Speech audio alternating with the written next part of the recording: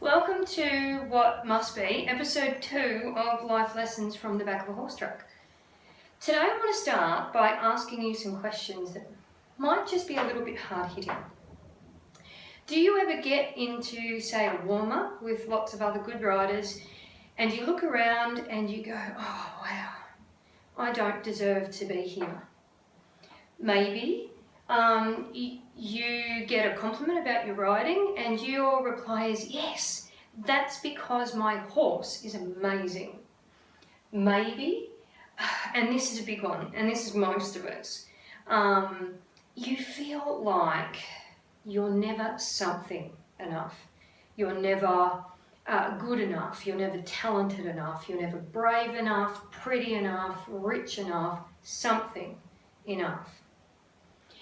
If that's the case, you might be dealing with a little bit of something called imposter syndrome.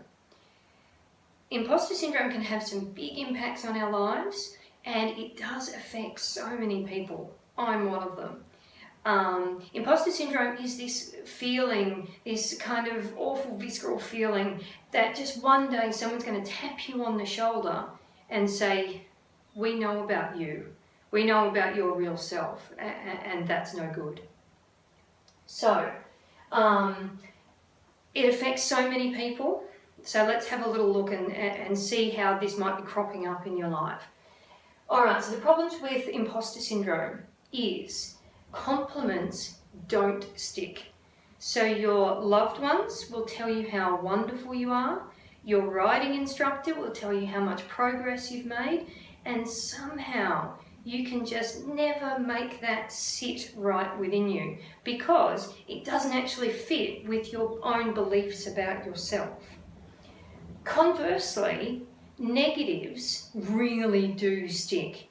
So someone, maybe even accidentally, says something insulting to you, and because your beliefs are already structured around the fact that you're not good enough, that little thing that they say is perceived by you as a very neat fit with your own beliefs of yourself, so therefore it's true and real. And so that becomes progressively worse. If your imposter syndrome is strong enough, what can start happening inside your brain is that you start perceiving opportunities, great things that might happen to you, they actually might be perceived by you as distinctly threatening. So maybe you won't enter into that clinic with a household name that you would learn so much from because you fear that that person is going to discover that you're a bad rider like you think you are. And then what happens is that you start to take the downgrade option throughout life. So maybe it's that you don't go up a level when you and the horse are both very ready to.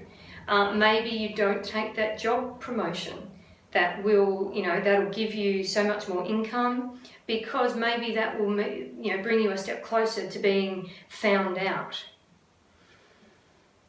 I have only just come to realise that I've actually, struggled with imposter syndrome for my whole life.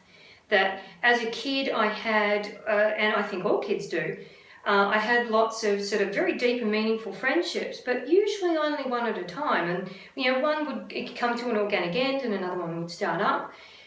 But that was perceived by my brain as people getting to know me and deciding that they didn't like who that was.